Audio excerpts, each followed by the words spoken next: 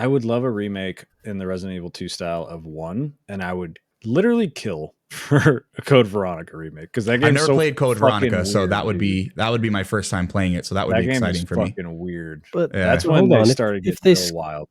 if they skip 5 and 6, Chris doesn't punch a boulder, and that's Ah, integral to the true, story. dude. That's That is true. crucial. Yeah. That's a crucial point.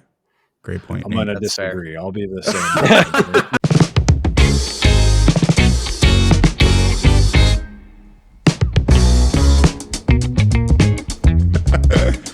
Ladies and gentlemen, welcome to the Content Mill Halloween extravaganza. Ooh. Welcome. Spooky chains. Welcome in. The Content Mill is the show where 4 creators from 4 corners of the internet all get together to talk about what we are playing and what we are making. And ladies and gentlemen and MBs, it is that time of the year. It is spooky season, as the kids are calling it. So on today's episode, we are going to be talking about all the horrifying experiences we've had in gaming, as well as some of the ones that we weren't expecting to be as scary as they were. But before we get into today's topic, I want to talk about our run-of-the-mill housekeeping. Normally, this is where we would talk about some of the things that we're working on. I don't have too much for you today, but what I did want to do is go over the Discord community. One of the big parts of the Content Mill is engaging with you guys, right? The fans at home. Eric, I know you have so graciously made a place for us on the corner of the internet on Discord. Can you tell the people at home all about the Cody Discord? Yeah, this corner of the internet Discord. That's where we hang out. That's where all of our separate content stuff is. We got my stuff with Short Game Long Talk, my streaming. We got Nate's streaming. We got 70% complete. We got Gianni streaming and YouTube. And then we also have Palettes and Pages, which is Kayla from Dido and JK Games. And then we also have that's it, right? I feel like there's somebody I'm always missing. Just keep growing. And I'm like, yeah, I'm like, there could be more stuff. Yeah. Come hang out. It's a really cool place. There's tons of different channels that you can make your own. You can mute everything else and just post in the pets corner if you want to do that. That's totally fine. Whatever makes it feel like a safe place to you, you're more than welcome to come hang out. So go check out cody.pika.page. That's our website to have all the links for all of our stuff, including the Discord invite. So come join us. And that's coti.pika.page. Beautiful. Cody.pika.page. Oh, look at Phil. Damn, that was jail, man. Got a voice for radio. Your voice for radio. You beat me to it. Yes, please come join the Discord. And if you are a fan or you are a creator, there are spaces for both of you. Obviously, it's not just the Content Mill show, right? It's also about you guys. We want to see what you guys are working on because, you know, we're just as much fans of the community as the community is of our stuff as well. So please join the Discord. We look forward to seeing you over there. But I want to let the spooks commence, fellas. Today, we're going to be talking about our favorite horror games, what our experiences with horror in gaming, maybe just horror in general, if you want to talk about that as well. I want to know some of the scariest things that we've had, some of the things that have really caught us off guard. Some of the things that might not necessarily be traditional horror that might have, you know, sent a chill up your spine. You know what I mean? So I want to go around the horn and see what everybody's experiences are with horror and maybe start talking about some of our favorite titles. So we're going to go one by one. I want everyone to just kind of do one at a time and we'll go around because I know we're going to have a little bit of overlap. I know we talked about it a little bit before the show. Eric, I want to start with you, my friend. What's your vibe on horror in general? Whether that's in gaming, movies, the medium as a whole, and talk to me maybe about one of your first titles that you want to give a call out to. So horror for me is something that I love. I love the vibe of it. I hate jump scares. If you rely on jump scares to make your game horror based, it is not a horror game. It's a cheap trick. It is not something that I really want to delve my time into. I want to be scared by vibes. I want to be scared by settings and character designs and story. I don't want to just be basically like FNAF, right? FNAF is a scary game. It has the vibes, and then they use a jump scare to get your heart rate pumping. But up until then, you are actually nervous, right? The vibes are good, but then they use the jump scare. I love FNAF, don't get me wrong, but it's not something I want to go do. Whereas like a horror story that's based on like a monster chasing after people or things like that, that is like you don't see the monster. Basically, like if you've ever watched a kaiju movie that does a good job of keeping the kaiju hidden until the end of the movie, where it's like, holy fuck, like that. Go watch Godzilla 2014. That's like a good way of like slowly revealing what Godzilla looks like. Obviously, it's not a horror movie, but it's that slow build to like, oh shit, what is this? Like, I love games that are you're not actually in danger, but God, do you feel like you're in danger the entire time? And it's not until you're actually in danger that you're like, oh shit, this is real now. That's the stuff that I love. Unfortunately for me, there's not a lot of games that I personally have played. I've talked about it in the past. As a broke college student, I watched a lot of Let's Plays. So there was a lot of Let's Plays that had that vibe. And I enjoyed that. And I loved the world that I was watching people play, but I didn't actually get my hands on it. Now, moving forward, I am much more open to playing horror games and like I'm down to just dive in and do whatever. But I do lean more towards like a spooky vibe kind of thing. Not one that I'm going to get too much in depth on, but like Playdead's Inside, which is like a really good vibes based game of like you're not in a ton of danger. If you die, it's not that scary, but like the noise, the sound design, the settings, the themes, everything about it is so creepy, and that's the stuff that I love. With that, I'm just going to talk about Bloodborne for a second because Bloodborne's game design of going like starting off where you're just fighting what you think are just normal, normal people that are, classic Souls, like it's a zombie type of person that's just attacking you. But why are they talking? No other Souls game has people talking really. There's one character, there's one enemy in Dark Souls 3. There's one enemy that's not a boss in Dark Souls 3 that talks, and it's weird that happens. So why is it okay in Bloodborne that all the enemies you're fighting are talking and still have consciousness to them, huh? It's very interesting. It gets your brain rolling. And then the longer you play that game, now all of a sudden you're fighting these weird, like mutated like things. And now all of a sudden there's a ball of snakes chasing after you. And now why are there 3 of these shadows? Okay, what is that spider thing? Okay, now there's aliens. And now there's some crazy cosmic horror thing that we're dealing with. And now I'm in a nightmare realm that I got because I was holding on to a tonsil stone that a spider gave me through a door. And now that thing that I'm just fighting is ripping its arms off and fighting me. And I'm like, what is happening? And then you ascend the hunt and become an eldritch god yourself. And it's great. Like that. But the whole time, if you're playing through that for the first time, you have no idea what's going on. You're like, what the fuck is happening? Like 3 hours ago, I was fighting a werewolf, and now there's like a guy with jiggly bits like fucking hanging out of his head and coming at me, or there's snakes shooting out of people's skulls, and you're like, I don't think this is the same game anymore, right? And that's the kind of vibe that I like. And then also, if you don't pay attention, there are plenty of classic Souls like stuff or classic FromSoft of like, if you're not paying attention, there's going to be a guy around the corner that's going to scare the shit out of you. So yeah, it is very scary. But it's mostly vibes based for me on horror in general. But that's my first one. Gianni, do you have something to say about Bloodborne? How are you liking your playthrough? Dude, I'm playing through Bloodborne right now for the second time. And it's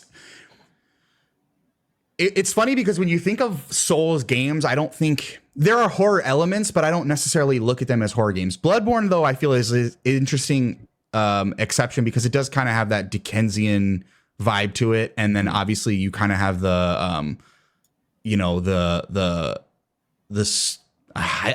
it's hard to talk about without spoiling too much because I know Phil is also on his first playthrough. I was pretty vague. Right? Yeah. Let's just say like it checks a lot of horror genres all in one game. And one of the things that I really like about Bloodborne is maybe not so much the second time. It's still very scary. Don't get me wrong. But specifically the first time when you are going into that unknown space, no matter how much you fulfill your power fantasy in Bloodborne, because a lot of games are kind of dependent on the fact that you are weak.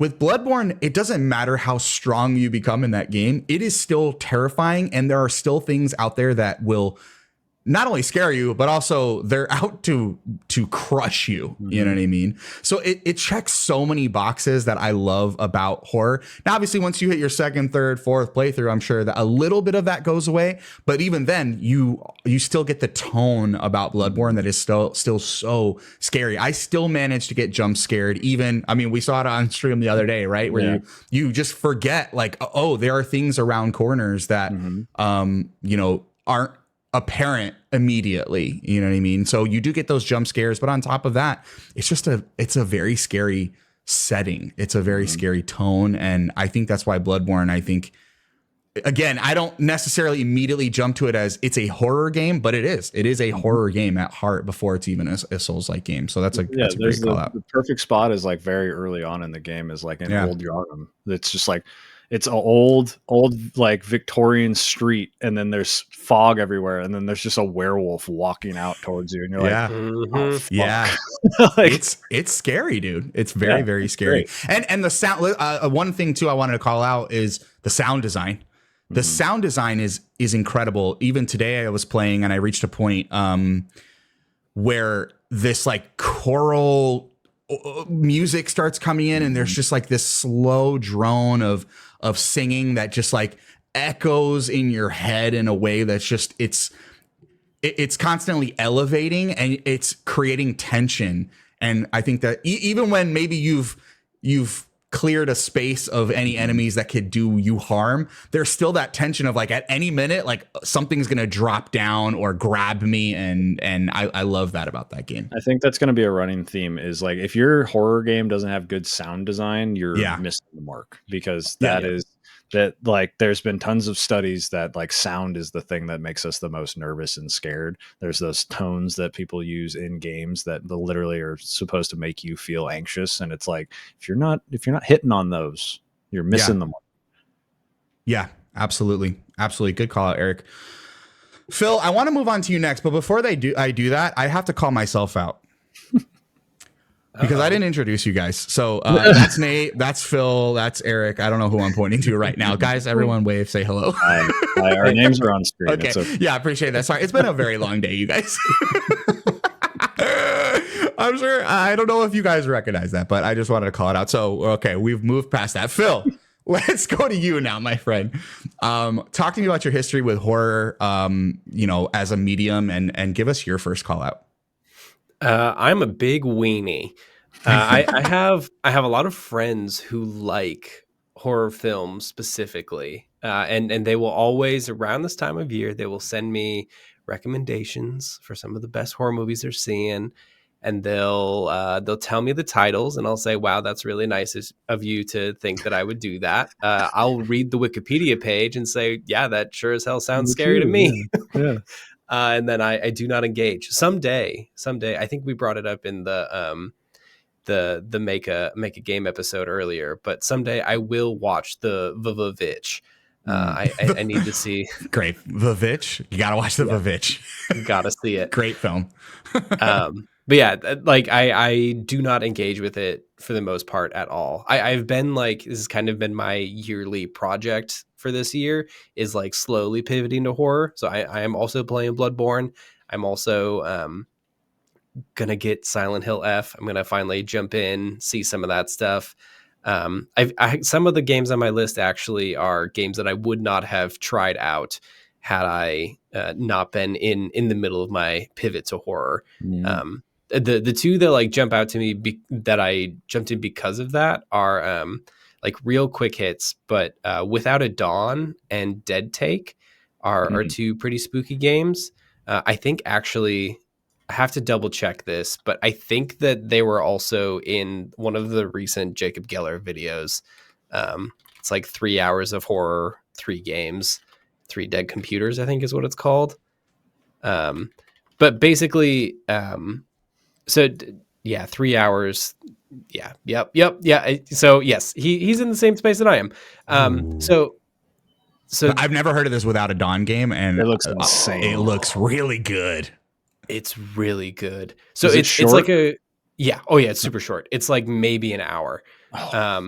It's like hour and a half. It's so good. So it's a Without a Dawn is like a ASCII art looking game, but if you were to animate it like the Matrix and do pixel art out of it. And it's wild. The whole premise of the game is that you're a woman who has left her home to have some time alone in a cabin, and spooky shit ensues. And there's a couple of like really good, I wouldn't call them jump scares because they're not really jump scares, but they are like subversions of what the game has set up for how you interact with it. For the most part, it's just here's a scene that plays out and you're given like a, binary dialogue choice that you have to make the selection on, and then like proceeds to the next part. It's like pretty on rails experience. And then you see like an image that pops up in the window there, and then it kind of moves on. But there are 2 scenes in this game that introduce motion that are truly terrifying for like a thing that is just like a mostly static panel of ASCII art. It's really well done. It's like super cheap, I think, on Steam. And yeah, it's like an hour and a half. It's a fantastic horror experience. It's a good story too. I guess trigger warnings for self-harm, I think, maybe on that one. That's shown in it looks like it's shown in the trailer. Somebody's holding onto their wrist, and it looks like, so. Yeah. Oh yeah. That is trigger warnings for that. But apparently I was looking at their recent news and announcements. You can do custom voice acting for this game. Like you can upload your own voice way. Acting. That's cool. Since I'm all over that. I am all over that, you guys. Yeah, so there's no voice acting in the game, I don't think. There's just speaking of sound design, there is in the trailer, you'll see him. There's a man with a gas mask on, and that is the only sound in the game besides like the sound of rain and stuff. It's tense. I really enjoyed it. I need to get back to it because I played it in the middle of the day in the middle of summer. Now it's like time to go back and really sit with it. That's great. The other game for very recent stuff is Dead Take, which is that puzzle kind of like escape room game that had a bunch of I think Ben Starr was in it. Yeah. Neil Newbon. Neil Newbon. Alana Pierce is in it. Yeah. There's a couple other folks in there. It's just a spooky vibes game. You're walking around a empty house, and then sometimes scary things happen. And I've talked to Cognitive Clips about this in their Dido Discord. And the most horrifying thing in that game is a single 30-second clip of acting that Ben Starr does. And it's like not horrifying because of the content, but it is literally his ability to be the best fucking actor I've ever seen in a video game. Just like immediately have this most intense, like explosive anger and then turn it off in the snap of a second. And it is terrifying. The whole game is completely worth playing for that one moment because it's just insane when it happens. It comes out of nowhere and it just like is terrifying. The rest of that game is fine, but it's like an interesting spooky walk around a modern house in Hollywood Hills. Fine from like a quality level or fine from like a horror level or both? It definitely plays the hits of horror stuff, like there's the baby monitor that makes the scary baby sounds and there's mannequins. I love mannequins, dude. Mannequins. Heck yeah. There's a lot of mannequins going on. The crutches. Yeah. It's like it's a perfectly fine like puzzle escape room game, but like it really is the story with Ben Starr and like the psychological stuff that's going on in the background that mostly hits in that last probably hour or so. Yeah, I remember when Jordan Cognitive Clips was talking about it in the Discord. That was fascinating to me because there's that horror of it's like emotional horror, like the fact that someone can so quickly put on a face of, you know what I mean? That is terrifying in and of itself because it almost makes you fear what this person is capable of. Not the actor, Ben Starr, but like that character. Yeah, it makes you fear what this human is capable of doing or being to somebody else. And it's terrifying, Yeah. So that's a really cool call out. Yeah. Nate, I want to hear from you, my friend. What's your history with the horror genre, and what's one of your first call-outs? Well, like on one of our previous episodes, I brought up Alien Isolation. That is probably up there, my greatest of all time horror game. But That's a good one. I also mentioned that is what got me into Resident Evil. But before I played any of the actual proper Resident Evil games, I was into Evil Within. I love both of those games. I was when was that first one? 2014? 2015? Something around there. Sounds Those are right. that's a 2014. Bethesda game, right? Yeah. Yeah. Bethesda. It was Tango Gameworks. Tango Gameworks. Yeah. Yeah. And that I probably was way too young to be playing, but I was in it. Something about it being the psychological horror mixed with the third person action combat really grabbed me. And the fact that, I mean, spoilers, by the end, you find out like, oh, it's not actually the real world that's all effed. You're in some mind melded hive mind thing and you're all in this machine. Every bit of story in that game really hooked me, even like the safe house room or whatever it is. Like there was a lot of design to that game that has still stuck with me to this day, that like I'm not going to say better than Resident Evil, but I think I have more memory of that than some of the bigger Resident Evil games like 2 and 4. Evil Within, I remember it came out right at about a year or two after I moved out of my parents' house. And I remember that being like one of the first games I bought, like horror games, living on my own or with a roommate at the time, but like having my own space. And I remember I purchased it and I played the very first section. And it's probably one of the first times I ever remember like just noping out of a game and just being like, this is too much. Like, because I think that if I remember correctly, the Evil Within opens with like not like almost like a stealth section where there's somebody kind of stalking around. And background on myself, that scares the shit out of me. Like knowing there's an unstoppable force in your vicinity, that is probably like my biggest fear, which I'll get to when I get to my thing. Sounds like you're a big fan of one Mr. X, aren't you? So that was one of the first games I ever remember being like, no, thank you, bringing it back to GameStop. Like the full return is great. Literally. So that's a really good call out. And then another, one of the greatest horror games of all time is Outlast, because that game that checks all of the boxes of how to scare someone perfectly.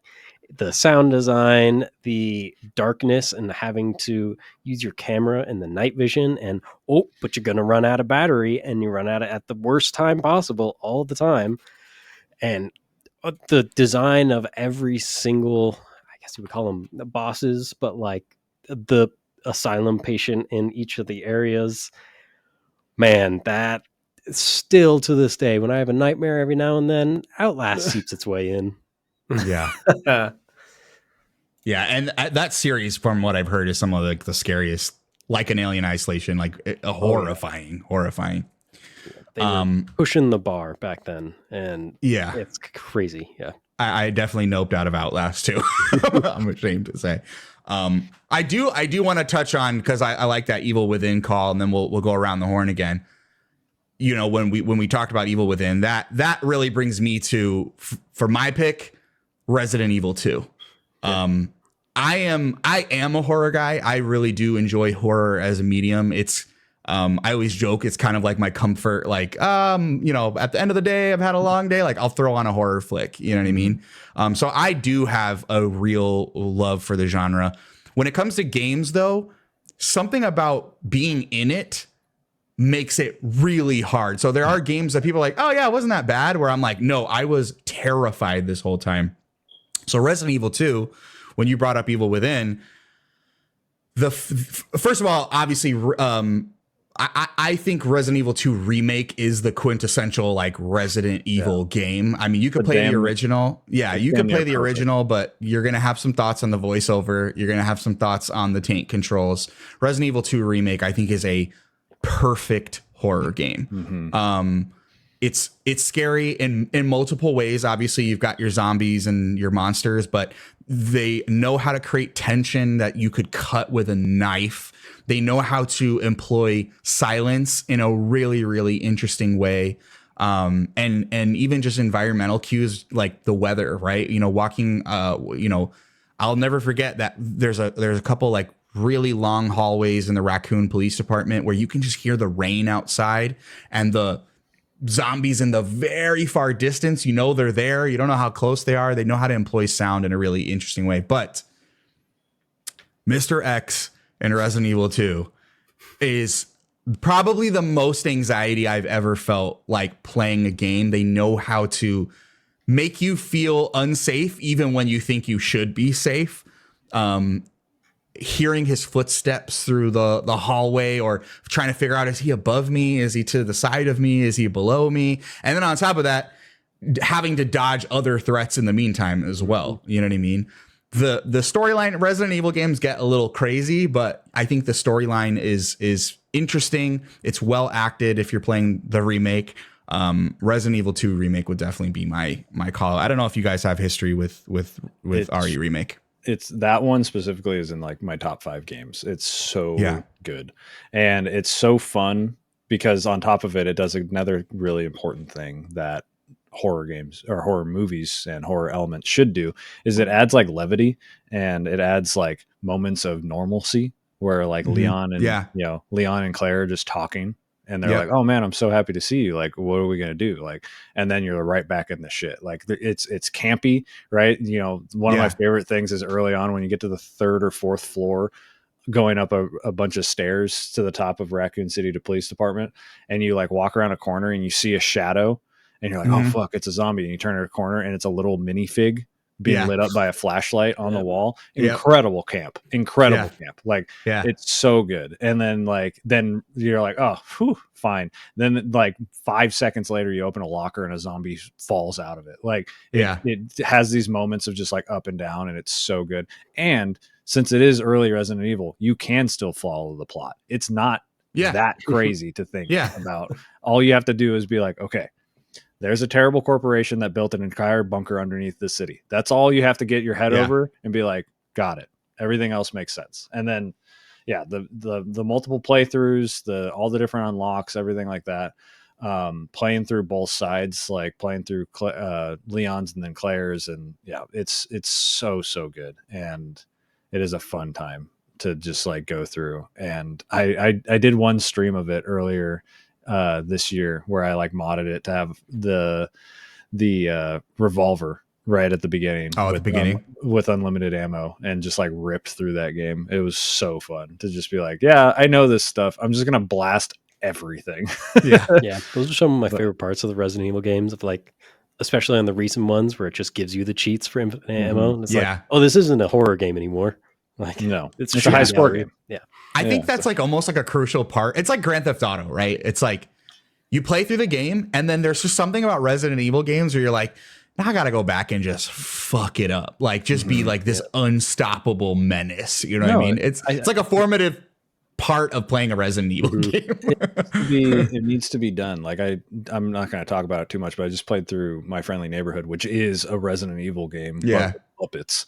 And it is scary a little bit, but like at the end of it, they're like, oh, here's a bunch of cheats that you unlock just by playing through the game. And one of them was like Mega Wrench. And it was just like, so your wrench is just one-shotting things. I was like, this is incredible. This is exactly what you want. You want to like be able to go through the game that you're now familiar with and be like, all right, that thing I was really scared of in the beginning, just one-shot it and be done. Yeah. Like one of my most recent memories of that, in that same vein, in Resident Evil Village, I went back, had the infinite ammo, and there's a part where you get surrounded by a bunch of the Lycans, and you're supposed to kind of run through it. You shoot the ones that are in your path, but like really it's getting to the next section. You're trying to dodge everything. But instead I said, nah. And I put on BFG Division from the Doom soundtrack and just blasted everything. And that was therapeutic, honestly. Too funny. The most horrible thing I can say about Resident Evil games is that I've only played the 5th one. Oh, that is a terrible thing. Yeah, that's the least scariest one. Yeah. Resident Evil 5 is interesting because I think Resident Evil 5 is a good game. I just think it's not a good Resident Evil game. Yeah. But I think it's a good game. It's Just a good don't remake it's a good it. Army of Two game. Yeah, just don't remake it. That's a good way to put it. Yep. That is how I played it. Me and Logan played through that probably right after we played Army of Two. Like, that is How about that game. poll, guys? I Who's was thought gonna about say Army that- of Two in the last decade, huh? That's a deep cut right there. I thought about that game a month ago. See, me and Phil, we have the same brain. Every day we funny. find out one new thing that we have a very similar brain. And it's like he grew up in Wisconsin, I grew up in Southern California. Very strange. Eric, give me one more. I'll tell you what, guys. We'll do like 3 of these, right? So give me your second pull. Give me another pull of yours. So I'm gonna talk on this. I'm gonna cheat a little bit because I didn't play this game, but I'm gonna talk about it briefly. And it's just because I want the mechanic to come back, and it's Eternal Darkness on the GameCube. I don't know much about the game. All I know about this game is that they had a sanity mechanic that as your sanity got worse, it got to the point where volumes would change on your TV screen, inputs would change, your files would pretend to get deleted, like shit like that. I want more games like that. And to reiterate that point, the game I'm going to talk about is Doki Doki Literature Club, which is an incredible horror game. Especially if you don't know what you're getting into, because holy shit, trigger warning for everything.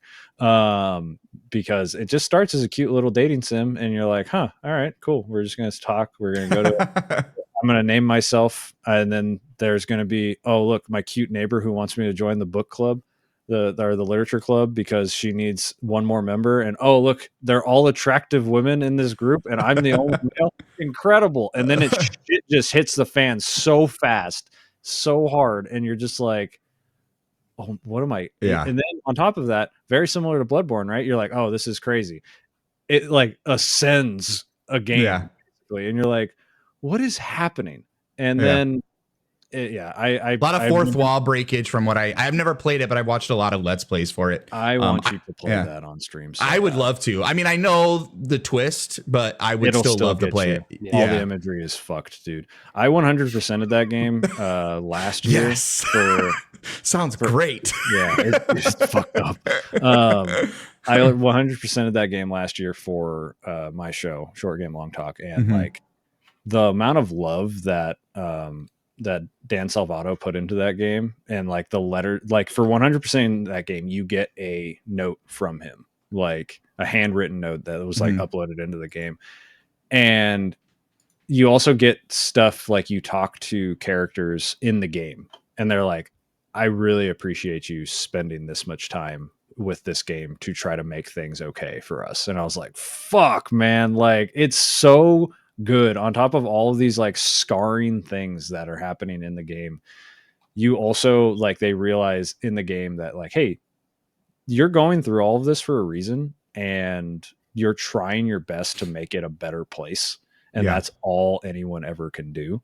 And I was like, fuck this game. This is so good. Like this is, the story's good. The visuals are good. The subversion is incredible. And like, you can go into it with, I knew the twist. I knew most of the things and I still played through it and like devoured it and was like shocked at all the stuff. Like, cause feeling it in person. And then also if you are going to play it, try to play it on a PC, laptop, Mac, whatever, because of the way that it does interact with things is incredible. Has anybody else played this game? No, I haven't played it. I've watched Let's Plays, but that's it. We want to talk about homework. Like that's a game for sure. That's an incredible one. I think I'll definitely get to that. Phil, what do you got for me? What's another pull? So I was thinking a little bit about what my flavors of horror that I actually engage with, and there's kind of two avenues that I are like the things that I gravitate towards, and the first is I'm much more of like a existential thriller kind of thing. Like I enjoy horror that makes me think about my place in the world, which is where the like Bloodborne flavor comes in. But the one that is like been in the back of my mind forever and continues to be a type of horror that I'm always drawn towards and always too terrified to step into is a space horror. Some of the most like terrifying things that I have seen are not actually horror movies, but like that one part in Gravity where you just are like pinwheeling off into space forever and that's just it for you. So have any of you played Observation? No. No. Man. Okay. Wait. This is a shot straight at you, Chris Nerdleys. I know Chris that Nerdleys. Chris, Mr. Nerdleys. Mr. He and I have talked about yes, this game back and forth. So this is a game where you are on a space station that is observing the hexagonal storm on top of Saturn, which if you don't know, is a real thing. There is a forever storm that is happening on like kind of the North Pole of Saturn that is roughly shaped like a hexagon. Wild piece of science trivia. But you are on the space station and bad shit starts to happen. But the thing is that you're not a person on the space station. You are the station. You are the AI that is in control of the station, and you are bouncing between closed circuit TV cameras to help the astronauts on the station as they slowly get picked off by something. Like something is happening on the station and it's really bad, and it's your job to help them. So like you kind of like detach different modules, you kind of follow them through the station as they repair things. And then towards the later part of the game, you get to be like a little ball droid that can kind of freely move. But it's an AI story. It has like flavors of 2001: A Space Odyssey in there. The storm is doing something. Like you will see like little flashes up in your HUD that'll be like, bring her to us. There's a lot of like recurring subliminal numbers that show up. Like it is such a good thriller experience. And the part where you are not a human being is such a smart thing because you can't interact with them. Like you will like switch between cameras as the station goes dark and like has like the scary space lights of like everything is red now, and you will switch between cameras and there are blind spots. So you have to wait for an astronaut to like go from one side to another knowing that something bad is happening. Yeah. And you get to be the robot and watch a human fail to do something. And that's like truly the terrifying thing, is just like watching someone fumble with a wrench and not be able to do something. It is incredible. I love this game so much. I played it on the PS4. It was like one of the first PS4 games I ever got. And I think about it constantly. Visual design, incredible. Like the UI design is so good, and it is like spooky as shit. Like it does my favorite space thing where you see an astronaut and you speak with them and you like engage with them and everything, but they have the mirror visor shut down over their face and you don't actually know what's behind the visor. And it's the spookiest shit of all time. Love it so much.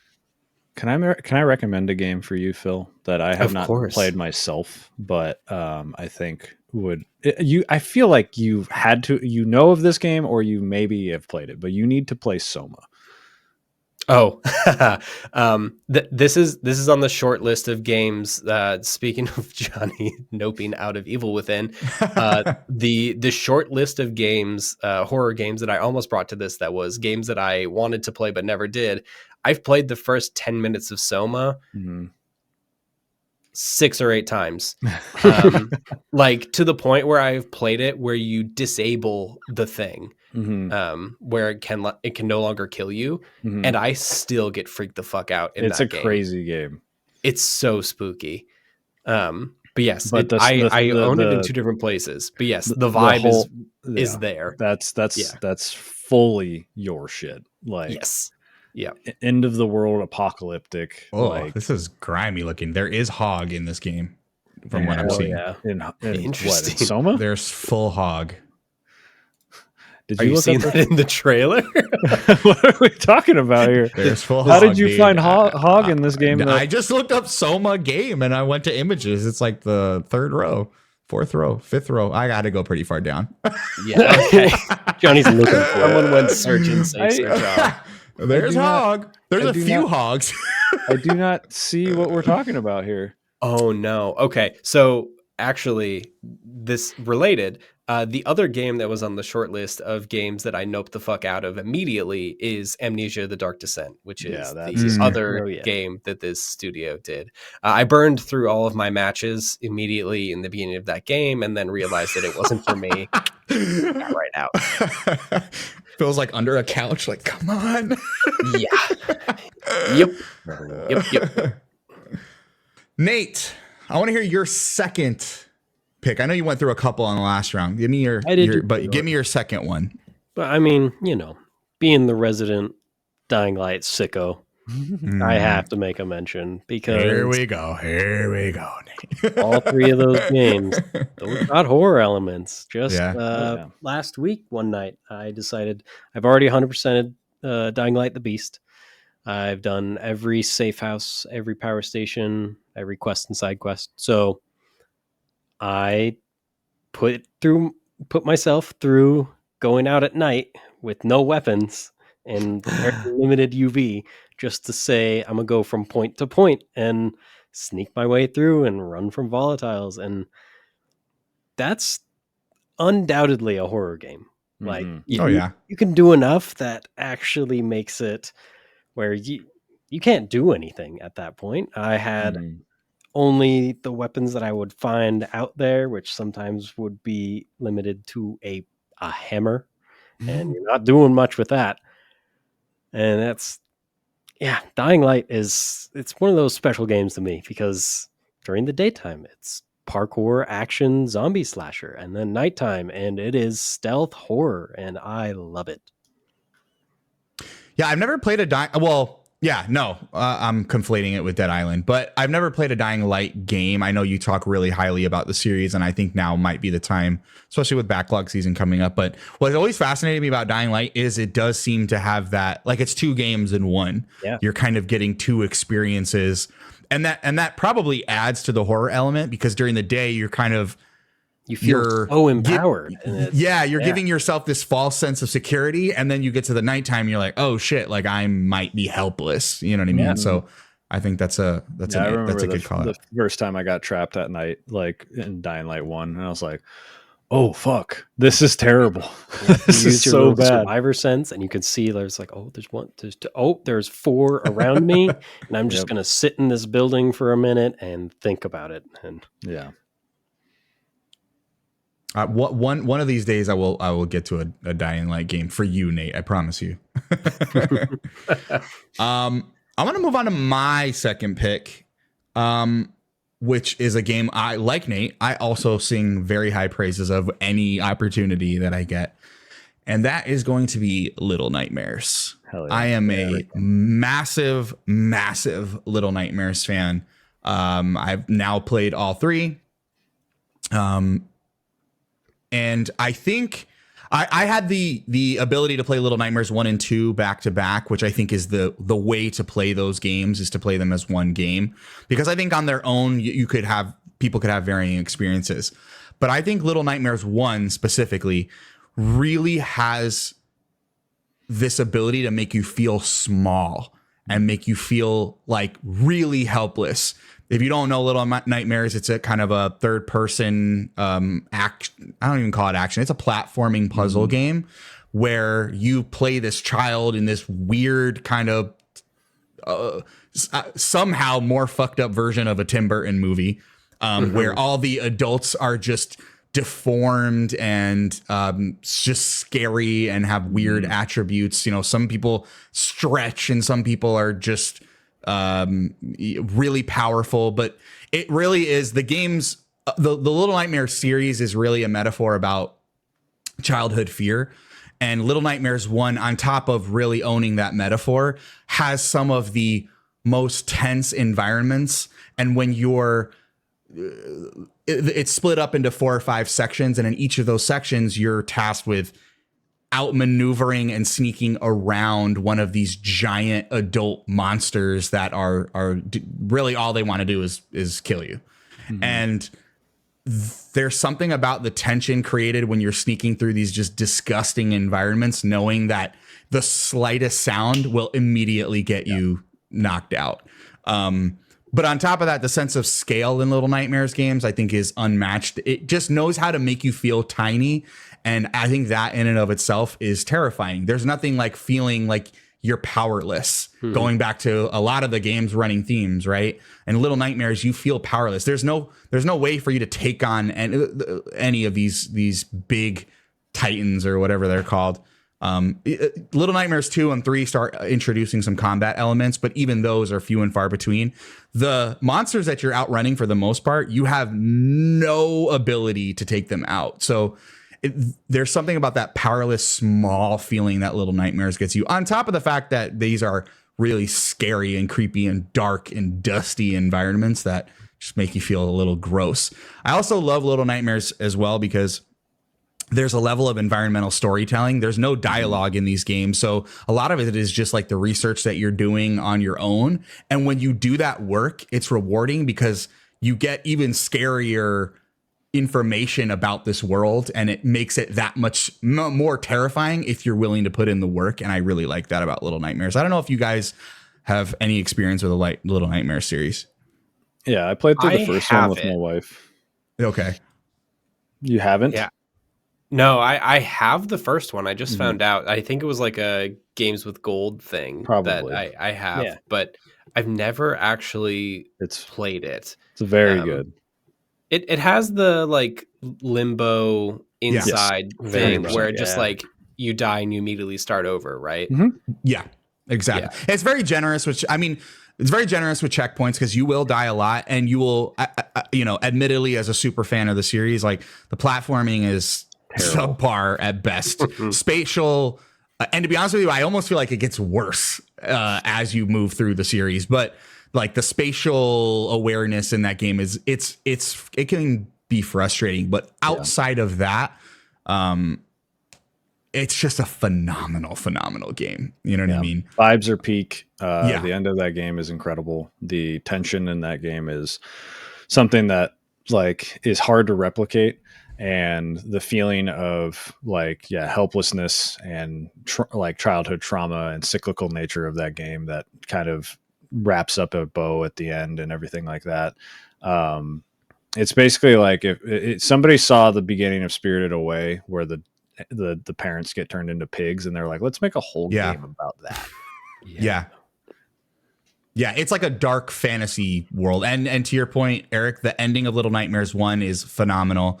The setup for the DLC that bridges the gap between 1 and 2 had my jaw on the floor. And the ending of Little Nightmares 2 might be one of my favorite twists in a video game ever.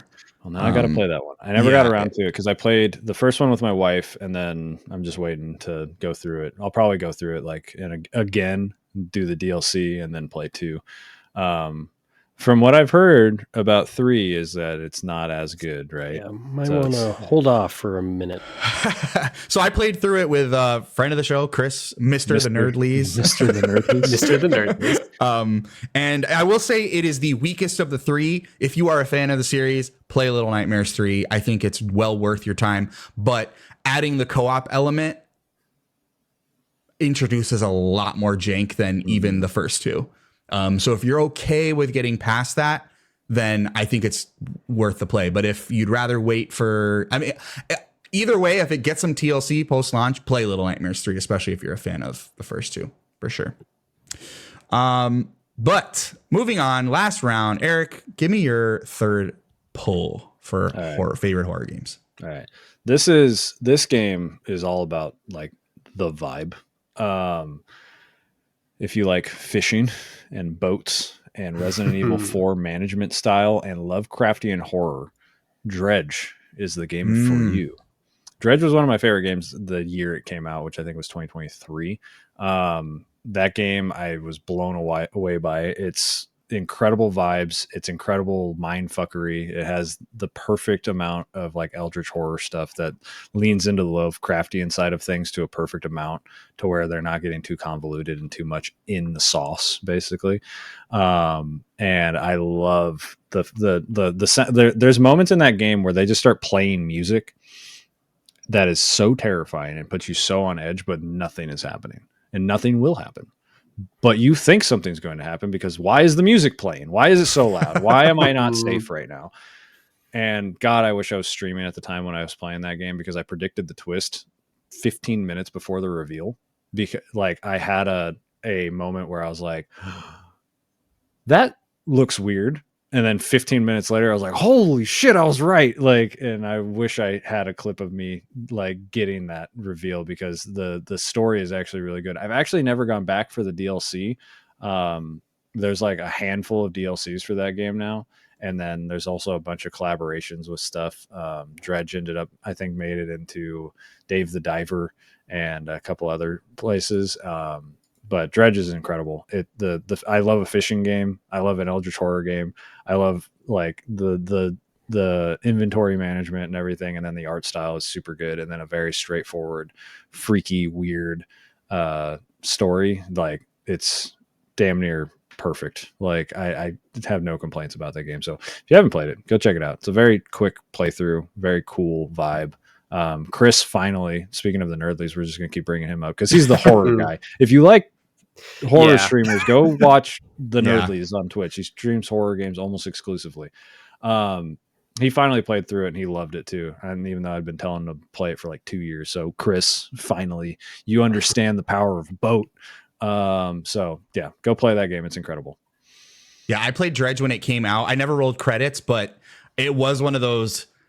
I was kind of scratching my head in awe for all the best reasons, as like how this game about a small boat was somehow scary. Like it was definitely it was freaking me out to a point where I was like, oh, this is I've got hair standing up. You know what I mean? Mm-hmm. I do want to go back and roll credits on it, because it's one of those ones that I just didn't have the bandwidth to finish, but I've heard nothing but great things about where it goes. Because there are those moments where I'm just kind of I'm reading the text and I'm like, wait, what? Like, hold on a second. So that's a good pull. It's a wild, wild time. Phil, what is your third and final pick? Oh, my third and final pick. We talked about this in the pre-show, so I'm sadly not going to bring it up because I have a better one. But just shout out to BioShock is a good horror game. You can fight me. It is a horror game. It's horror. The opening 10 minutes of that game are fucking mortifying. Terrifying. But my actual pick, back to the two things that draw me in, space horror and now existential dread horror. I played through a little game last year, made it to the top of my GOTY list, and it's a little thing called Indica. Mm-hmm. And Indica is very much not a in-your-face horror game. There are moments in that game that are terrifying. The mill is particularly scary with that big scary dog.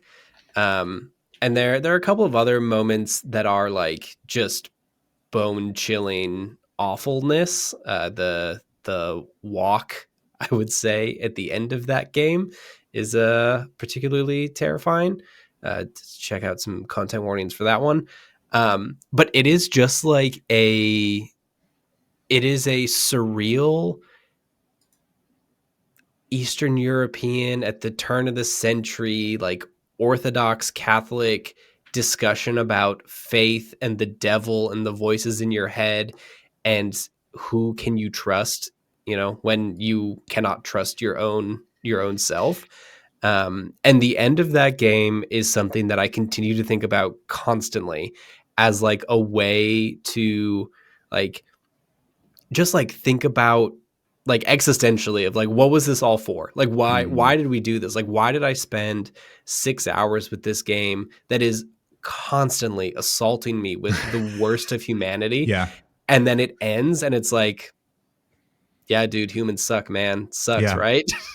But it is like throughout that game, there are like constant moments of like I think I joked with you about this, Gianni, but like one of the biggest jump scares I've had in gaming for the longest time is there's a room that you walk into that works like a rotating cube. So you walk in the door and you can see a mirror reflection of yourself through the doorway on the right side of the room, except you don't see yourself there. You see something else. And it is horrifying. Because now you're like, well, I got to go chase that thing and find it. Like you become the person who's chasing after it, but really, like you can never get any closer. Like it is always out of reach. I love Indica so much. That game does so many good things, and like just the horrible things that people do to other people in the pursuit of faith, and also in the pursuit of disproving that faith. And it's great. It's such a good game. Yeah, I a little background for the content mill. Well, I think one of my first interactions with you, Phil, was you recommending Indica on the Drop In Drop Out Discord. Mhm. And I remember it was one of those ones that was like always on my radar because it was weird looking. Yeah. You know, from the, I think it just came out in 2024 or 2023. Yeah. It's only in the last couple of years. But that was like our first interaction. And the next time I streamed, I was like, I'm playing Indica. And you brought up, you know, it kind of makes you question a lot of institutions. I love a story that makes you sympathize with the villain or hate the hero. And Indica does both of those things. You know who's good, you know who's bad, but those lines so quickly blur. And things that seem traditionally good are not, and things that seem traditionally evil are not. And it presents this gray area that you as the player really start to question, like even in yourself. And you bring up that last section. There's one very interesting monologue leading up to the final moments that talks about martyrdom that I was blown away by, to the point where I was like, I need to sit on that one for a second, and the ending as well. But bringing it back to, you know, Eric was talking about in Resident Evil 2, right? The levity. There are laugh out loud, hilarious moments in that game that just completely catch you off guard. That is currently my backlog game of the year, like bar none, above anything that I've played this year. Yes. So I cannot echo what you're saying, NFL. Play Indica. And shameless plug, if you want my completely unknown reaction to the exact moment Phil is talking about, you can catch it on my YouTube because it is fucking insane. Yes. It's insane. It's insane. Everything about that game is a game where like you will end a particular play session and you'll just have to sit there. And it's not like sit there because that was a powerful moment. Like sometimes just like, whatever. Like the actual gameplay bit didn't actually do anything for me. Like sometimes there are just really bad puzzles, but like the beginning of that game, when you see the train crash for the first time and you just have to sit with the conductor in the middle of dying, is just like nuts. And that everyone, like the weird horror of everyone just acting like that's a completely normal thing that is happening, and that this is just how we do things, is like, it just like makes you think like, well, that's pretty fucked up. Like that's not how we should be engaging as humans. Like let's think about that a little bit. And then everyone just moves right on. You say your prayer and then you're gone. It's great. Oh, that sounds incredible. The points don't matter, ladies and gentlemen. The points don't matter. Points don't matter. It literally tells you in the beginning, the points don't matter. Nate, we're gonna move on to you for your final pick, and then we're gonna have a little bonus section that we're gonna speed through once you and I go. But I want to hear your last pick, Nate. Because no one else has yet. You have to give flowers to PT. That is an experience that I will never forget. It's so simple. These just 4-5 hallways and a bathroom that you're just going through over and over and over again. And every time there's just something different. And it's psychological in the way that like it's not the game's like psychological to the character. It's you. It's getting in your mind as a person.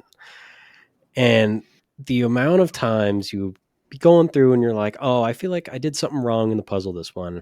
I have to go around again. And then you start going through and then you can forget what her name is, but Lisa. Yeah, Lisa. Yeah, Lisa. You can hear her behind you. You know, like if I turn around, it's over and I'm done. But I have to just keep walking, walk to the door, restart again, and you start again. And all of a sudden the hallway is filled with eyeballs that are spinning in all the frames. And there's so many moments in such a simple rotation of that game that I don't think anything else has ever nailed quite like that.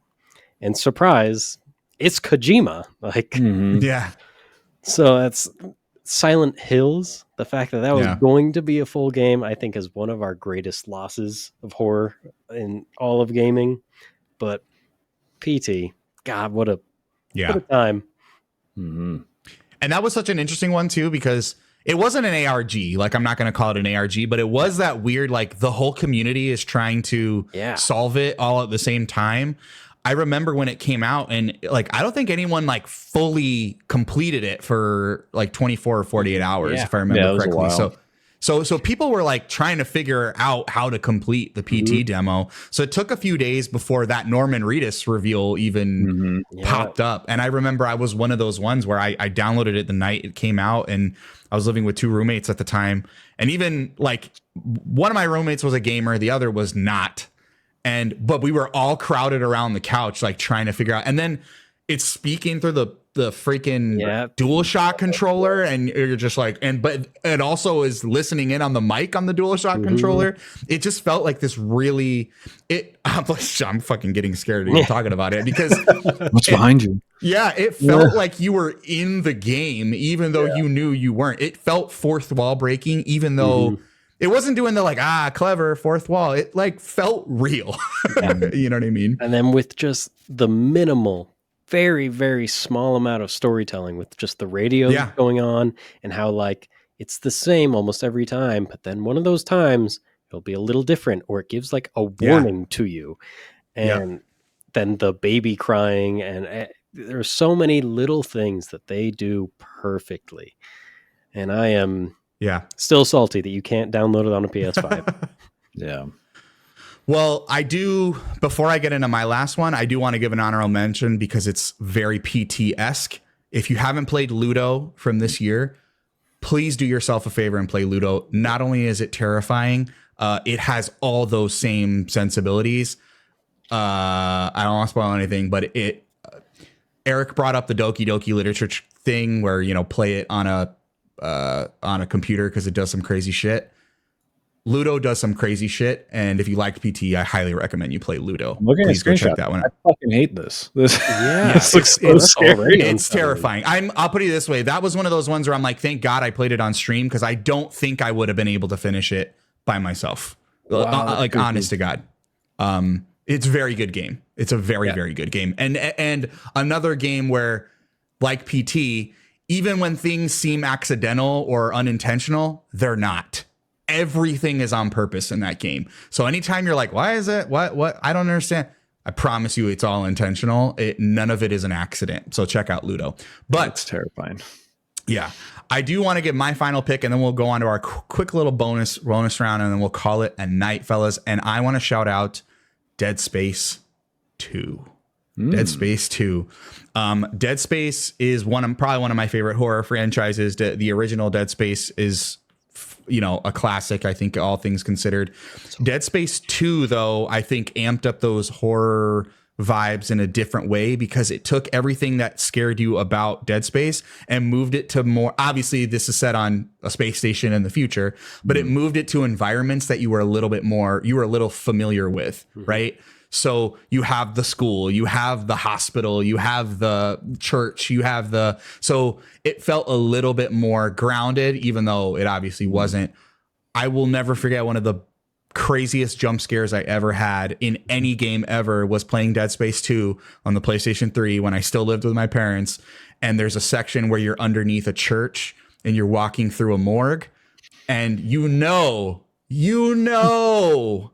what's going to happen in the morgue, right? All these like cryogenic chambers, right?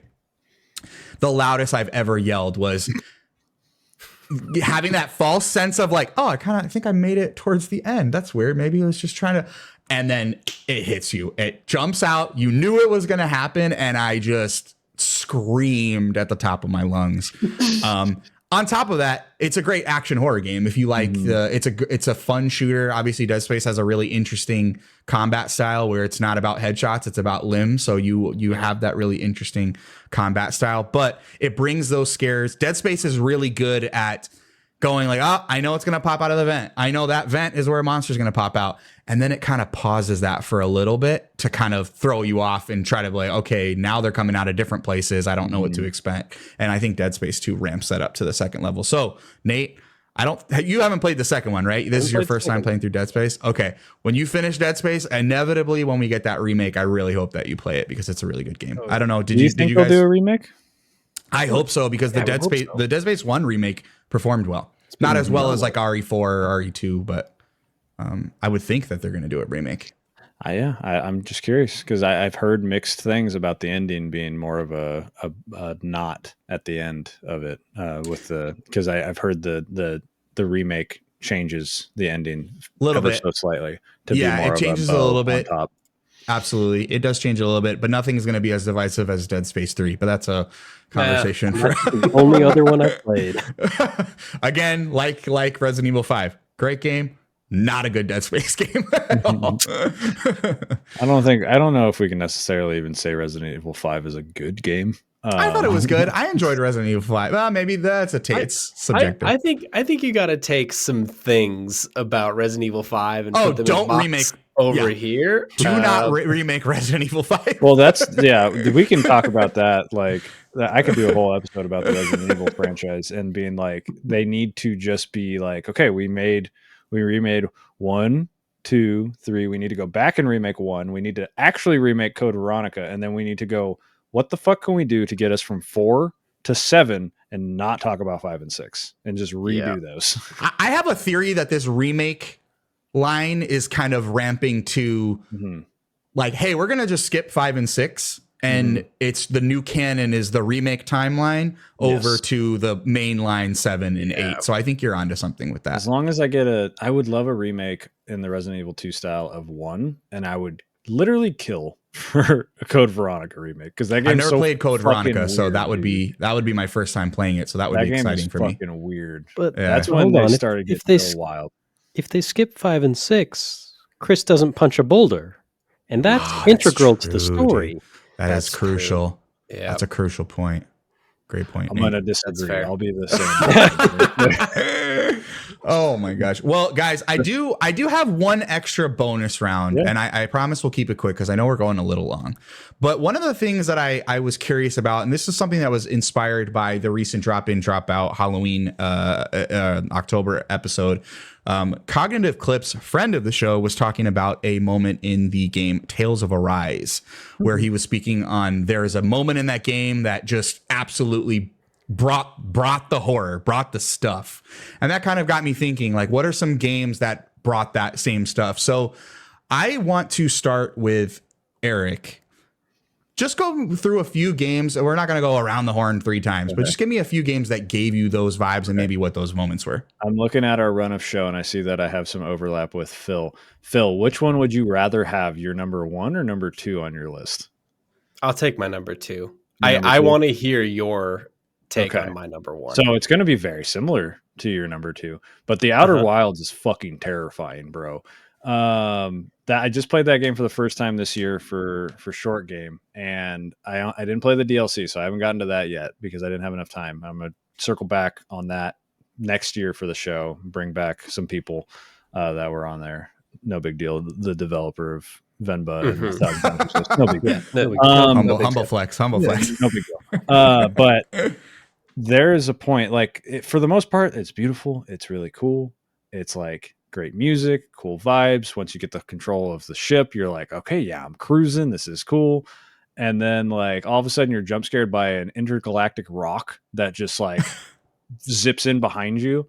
And then you're like, what the fuck is this? And then you look back and it's gone. And like, eventually you learn what that's about and how you can use it to your advantage. And you're like, oh yeah, this is fucking awesome. And then you go to fucking Dark Hollow. And there are intergalactic, multi-dimensional anglerfish. Oh, what the hell? That are one of the most terrifying things. I sent it to Remy and Abi when I was playing the game. I sent a screenshot. I was like, what the fuck is this? Like, what do you want me? I'm supposed to go forward? And they go off of sound. So guess what? You can't use your fucking engines when you're nearby them. So you have to find a way to propel yourself without using your engines at all. And oh my God. Like I have a big fear of like open water and stuff. And like in reality, would I be really freaked out by an anglerfish? No, because they're actually a lot smaller than you think they are. Yeah. But God, make them giant and in space and just tacking on all the fears. But the rest of the game is a joy. The rest of the game is a joy. Yeah. You're just like self-discovery, science. You're literally a scientist. And then all of a sudden they're like, but wait. Yeah. And it's like the most terrifying part because it's like one of the last places you go, or at least it was one of the last places I went. Yep. And you like go through this hole and all of a sudden it becomes this like milky, foggy, white area. And you're like, oh, this is weird. And as you're just like scooting through like you normally do, you just see these like white dangling balls. And then all of a sudden the teeth come out. Mm-hmm. And you're like, this is a very different game all of a sudden. This is terrifying. Also, Outer Wilds has one of the best jump scares, which is around the 12-minute mark of playing that game. 12 minutes or 22 minutes? I can't remember. Is it 22 minutes? 22 when the loop resets? Yes. Yes. Yeah. The music cue for that is fucked up. It was my alarm for the longest time after playing that game because nothing wakes you up quite like the inevitable doom of death. Yeah, because it's a beautiful song too. But yeah, it's gorgeous. That build up. The other thing about those anglerfish is you can discover their skeletons earlier in the game. So you're like, boy, I hope I never run into those. You will. And then there's also a way that you can see them way earlier before even going to Dark Hollow by doing some like probing. And you're like, when I did that, I was like, the fuck is that? What do you mean? Why is no one talking about this fucking thing? And then I'm like, oh God, I know I have to find that. And then Jesus Christ. Yeah. Terrifying. It's so scary. Any other call outs, Eric? Before we move on to Phil? Yes. I'm going to give Phil full control on his second one, but Blueprints has one singular moment in it that scared the fuck out of me.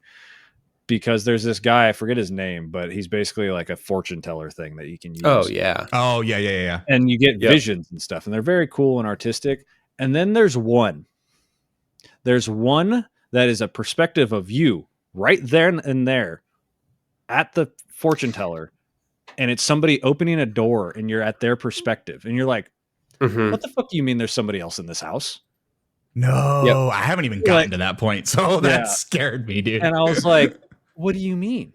And then all of a sudden, like, you're like, are things changing around me without me realizing, and it's somebody else fucking with me? Like, all of a sudden it lays this big, like, oh yeah, there's actually some horror elements in this game. You're like, fuck, man, I was just thinking about puzzles. Like, what do you mean? At that moment when I was like, I wrote it down, and I was like, is there somebody else in here? Like, what? And then nothing. I couldn't find anything. Like in the 30 hours, I never experienced anything else, but I'm sure it's there somewhere. I'm sure there's more. But that moment alone was like, and that was early. I found that really early too. And I was like, oh my God, why? That's exciting because I played Blueprints. I have not. I've only played a few hours. Me and my girlfriend played a couple nights. It's kind of a nice game to do the controller pass back and forth, kind of like when we were kids. Yeah, exactly. So we were doing that for a couple nights, and I got eerie vibes from it. Not like horror, but like I definitely got like eerie tone from that game for sure. Yeah, it's Phil, a spooky game. Yeah, Phil, what non-traditional horror do you got for me? I don't know if this is like super non-traditional, but it falls very much in the same group as Outer Wilds. I went super hard probably a couple years ago now into Subnautica. Oh yeah. And it has a very similar thing as Outer Wilds and like the space stuff that I like, where it's like fun, beachy Caribbean water fun times in that game. And then all of a sudden you're 200 meters underwater, your sub is starting to crack. And then you keep going and you keep going, and it gets darker and darker and darker. Oh, fuck. And then the big fucking fish just like comes right at your face, and you realize that you are not the biggest thing in that ocean anymore. And it is terrifying. Yeah. The first encounter with the Leviathan in that game is Yeah. terrifying. Yeah, because like Phil said, it gets darker and darker, and then all of a sudden it's not dark. You see a couple little lights because it glows a little bit. Yeah, that is horrifying. That is well. Let's really not even good talk call. about the fact that the game just fucks with you all the time. There's Oh, those yeah. the manatee things that have a laugh Uh-huh. that are Yeah. always around, and they're Mhm. completely harmless for the most part, but they sound like a demon. And Yep. and that you're supposed to be in the safe shallows, and it's just like a demon laughing over here. Yep. And oh, dude, Yep. it's so good. Yeah, that game is about as close as you can get to non-horror while being like a horror game at the same time. Yeah. Like it is. Yeah. It's basically like one tick. If they turn the darkness of that game, the brightness down a little bit, I think it would be considered a horror game. Yeah. Yeah. And that's like not even just like dealing with the normal stress of a survival game like that, where like Mhm. you will run out of oxygen and the very calm AI voice is telling you that you're about to die. And as your Mhm. like vision starts to go out, you like do the race to the surface thing all the time. Yep. Yeah. It's a tense game that is like masquerading as a fun survival game. And then sometimes you just go a little too deep and you get munched. Yep. And then there's a psychic big fish that also gets Oh in your brain. yeah. Yeah. Yeah. That's a whole other thing. Yes. I There's forgot a- about that guy. There's a lot. There's a lot in that game. Can't Subnautica's wait for fucked the up. second. It's going to be so good. Oh God, Mhm. yeah. Well, you know the drama behind Subnautica too. Yeah. Well, Fuck crafting, dude. Like, oh my God, bro. Ugh. Anyway. Oh, well, hang on. That my next game Oh no. is Player Unknown's Battlegrounds. what do you mean? I We're mean, still to be talking fair, it's about not horror it's games, not right? player unknown, but Yeah, PUBG is a terrifying video game. We kind of talked about this last episode about Arc Raiders and everything, but I am not a normal multiplayer game kind of guy. And PUBG is the first time that I have played a third person shooter and immediately felt powerless. That game is terrifying. It takes a lot of practice to get to the point where you feel like you can actually play the damn video game. But just the sound of being in the middle of a field and then you hear shots go off around you somewhere and you don't know where they came from and you don't know how close everyone is, or you're in a house and all of a sudden there's footsteps above you. Like that game is pure horror. But it sure as hell doesn't look like it. But it takes some time to get used to. I love that game, asterisk, but it's such a good horror experience. you hate it, but you love it. Type Yeah, deal. kind of. Yeah, it will still get my heart racing whenever we play that game. It's too tense. Awesome.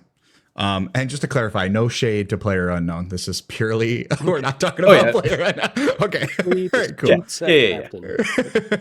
Yeah, crafting. Yeah, exactly. Nate, what are your picks? One that again, not a horror game at all, but this one DLC and in very specific instances of Fallout 4's Far Harbor DLC. Oh, yes. Taking place up in Bar Harbor, Maine. There are a couple instances that I really remember as like a 15-year-old kid of, everyone knows Fallout 4. It's your, traditional Western RPG. You're looting stuff. It's supposed to be kind of whimsical post-apocalypse. But up there at nighttime, through the fog, seeing one of those massive mantis angler things, terrifying. Even in power armor, there's still a level of feeling kind of powerless. Yeah. And you can't just take on everything, or you'll be just walking through the road and through the fog, you'll see a figure of something go by in the darkness and that kind of stuff. I love taking a game that, like the base game, everyone knows it's that, again, that whimsical, fun post-apocalypse. Yeah. But this took it up a notch, and I love that. Fallout knows how to do horror. That's what I was about to say. Yeah. I mean, even like not even a handful. There's like a majority of those vaults are terrifying to walk through. You know what I mean? And the cool thing that I like about Fallout games is they take, first of all, they take cities and environments that I think don't really get shine in games to begin with. When we talk about locations in Fallout 3, 4, 76, and then including the DLCs, you're going to Alaska, you're going to Maine, you're going to these places that they're not the New Yorks, LAs, Miamis, and Chicagos that you see in these games so frequently. They take that, and then on top of that, they add a level of unknown because it's post-apocalyptic, and then they add another layer to it where we're taking the flora and fauna of those environments and then making them scary. Fallout does horror. I wouldn't call them horror games, but they are definitely horror adjacent. I would 100% say. Yep. Yeah, 100% like Point Lookout in Fallout 3 is really scary. Take place in fucking Maryland of all places. Like, and then Vault 22 is the one from New Vegas with the very unique plant enemies in that, and it's just in that vault. And that could be a horror game in of itself, is just that vault. It's so good. Also, the first time you hear Gary is really fucked up. Yeah. Oh my God, that's Gary a scary moment for it's so absurd, but also scary. Yep. Yep, absolutely. Nate, any other ones you want to call out before I give mine? You know what? Go for it. All right. So for me, I got 3 that I wanted to cover. The first would be Final Fantasy VII, the original. If you've played Final Fantasy VII, couple things there. Any moment that you have between, first of all, Sephiroth as a villain is terrifying. The first time that you encounter Sephiroth in Nibelheim, while Nibelheim is burning down, and you have that kind of classic scene where Cloud is crawling through the village and Sephiroth is just standing there in the flames. I remember seeing that CGI cutscene as a kid, and it was just horrifying because what this man just did to this entire town. He basically slaughters an entire town, sets it on fire, and displaces everybody there. It's scary, and it's just as scary in the remakes. I think on top of that, any scene that you have between Sephiroth and Jenova, when we're talking about the music, Final Fantasy games in general just know how to do music. Let's be real. It's some of the best, most iconic soundtracks of all time. The music that you experience when you're dealing with those scenes between Sephiroth and Jenova, or Vincent Valentine and Hojo, or Lucretia, like it's pure horror vibes in those games. And obviously Final Fantasy games, they're not, horror games, but those moments are scary. They stick with me because I remember experiencing them first as a kid. And I thought it was just like one of those like childhood things where maybe it was just scarier then. But when I look back on those old cutscenes and hear that the music is what really adds to that tone and what adds to that vibe. I watched some of those old cutscenes, man, and even some of those OG PS1 graphics, it still strikes a nerve in a way that I think is really special. Specifically, any scene between Sephiroth and Jenova, because this kind of weird relationship that he has is, obviously the remakes are slowly coming out, so it's a little timely. I don't want to spoil too much, but the relationship between Sephiroth and his mom, I guess you could say. It's scary. It's very scary, and I think that'll always stick with me. I don't know if we have any Final Fantasy fans on the pod. I don't think so. So that might just be a me one, but definitely go check out. Definitely go check out the Nibelheim burning scene from Final Fantasy VII. It's iconic and it's terrifying. The next one I want to call out is Control. Control was my game of the year that it came out. And again, one of those ones where I don't necessarily want to call it a horror game, but there are so many horror elements in Control. The hiss, I think, are very scary. No matter how you chop it up. The sound, the way they apparate into the damn, battlefield, watching them float in different areas, and not only them, but like also innocent civilians just kind of floating in spaces that they shouldn't. The big bad villain of that game is pretty terrifying. I remember the first time I went to the motel in Control, I was on edge. Like it gave me anxiety for sure. Again, so not a traditional horror game, but definitely some horror elements. Phil, I know you're a Control fan. Oh yeah. Yeah. No, I think that Control does horror in such an interesting way because it's like it's in the cinematography of it more than anything else. Like the camera is uncomfortably close to Yeah, everyone. that's a great And point. like That's a good call out. their way of like that the big bad in that game is terrifying, but it's in the lead up to that with how close the camera is to their face and like how you can see everything that is happening, and then put that in a giant brutalist building, and you've got horror just built right in. But yeah, the hiss, like the visual effects in that game is just like absolutely stunning, like that oil slick effect that happens when they shimmer in, or like how they don't move like enemies in video games. Like they will just kind of like zoop around and kind of move to different places. It's I love Control. It is spooky as shit, and it like earns it. Scariest fridge in all of gaming. Yeah. Hell yeah. I think that one from Atomic Heart is pretty freaky. Freak Different reasons. ways, but yes. Yeah. Best fridges. I think when I first booted up Control, and there's the scene where you walk into the FBC and you go up the stairs and you're in that first hallway, and I think you like swing a right at one point, and I remember I doubled back because I had lost my bearings, and I doubled back, and I was like, wait a minute, this is not the room that I was just walking through. And it was that first realization, like, oh, there's something special and there's something freaky as hell going on. Yeah. And it just doesn't stop throughout that whole playthrough. So I got to shout out Control. Also, the best typography in any game I've ever seen, and some of the sickest design. So if you're a sucker for fonts, play Control. Love me a grotesque. Yeah, That'll be so good. You guys can have me play Control for our homework assignments. Oh, dude. Wait, you've never played Control? What? No. Look, I don't know how many times I have to Eric. tell you guys. These games come out when I'm broke as fuck. Like, Man, Eric. book club. that's what I'm saying. We all have our games. I will play Yeah. Doki Doki Literature Club literally after we get off this call. Yes, if you because go my play game's Control. 4 hours long. I'll do it. Yeah, man. I'll make the sacrifice. I'll play Control again. I would play Control again. How long is it? It's not. It's like 20 hours, 25. I want to say. It's not. Yeah, it's not too bad. You can Main story burn says 11 through and a it. half hours. It has I don't know if this is your flavor, but I also replayed Control earlier this year. It has a in the accessibility settings, there is an invincibility mode and a one-shot kill mode. The combat is fine.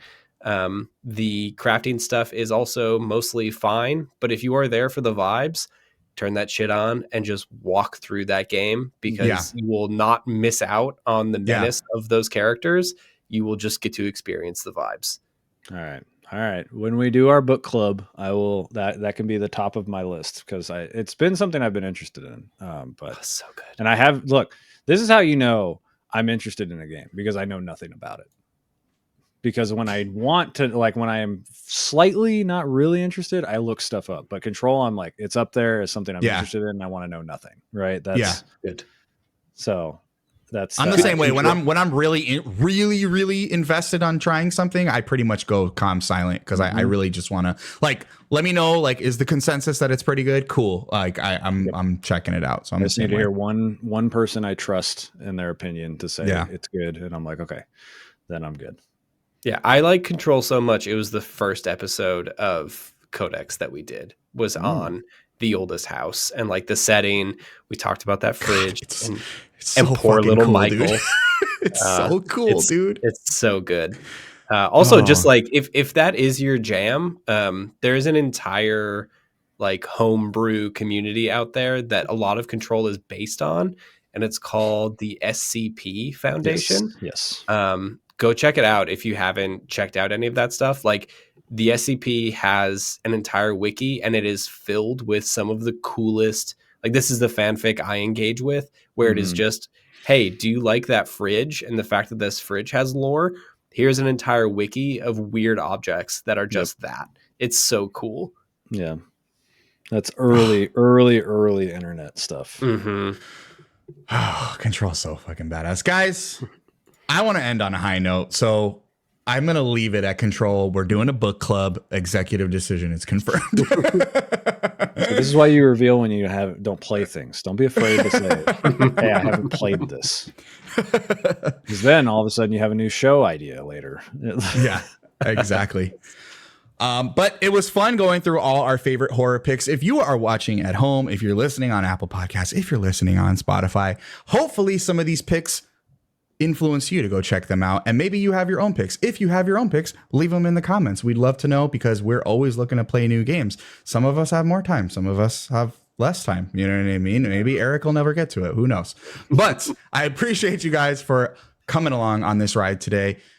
Before we close things out, I always like to say, let the people know what you're up to. Where can the people find you? Nate, Heroic Headgear, what are you up to these days, my friend? I'm playing Dead Space and then giving away a Dead Space helmet. So that's over at twitch.tv/Heroic Headgear. I've been doing it every Wednesday, but I'm probably going to throw in more here and there. Might do on Saturday. And yeah, there's only about 15 people in there right now, so odds are pretty good for everyone. And that'll finish up around probably the Wednesday before Halloween. So here in a couple weeks. All right. Awesome. Phil, where can the people find you? What are you working on?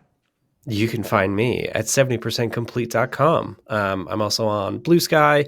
You can catch the podcast. We will have another one out soon. I read a white paper about skill-based matchmaking, and we will be discussing the data to make all the COD people out there angry.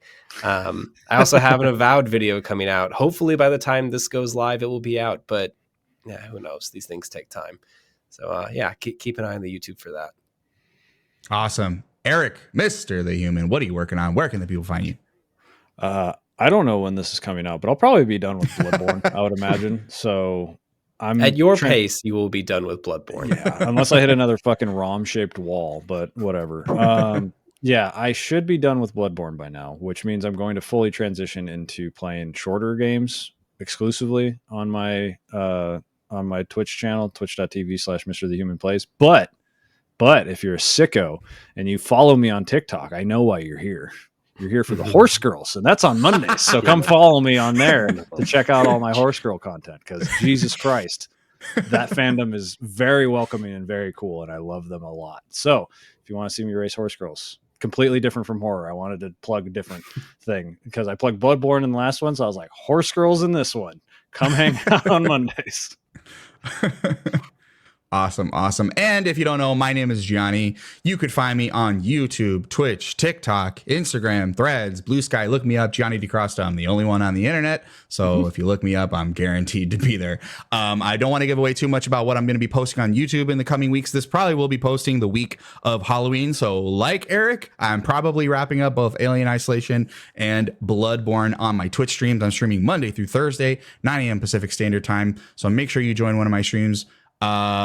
This is what I will tell you. If you want to know what I'm coming out with next, if you want to know what Eric's coming out with next, Nate, Phil, make sure you join the Discord, cody.pika.page, corner of the internet. And that's where we will let you know all of the upcoming projects that we're working on. So make sure you join us in the Discord. Come talk to us. Give us your horror picks. If you don't, do it in the comments below. But we'd love you to do it in the comments below as well. Fellas, I hope you have a wonderful Halloween. I hope you have a wonderful spooky season. Watch some scary movies. Phil, make sure you check out Vitch. All right. Homework project. I will do that. Otherwise, I appreciate the three of you, and we shall see you on the next one. Peace. See ya. Spooky chains, go. Spooky.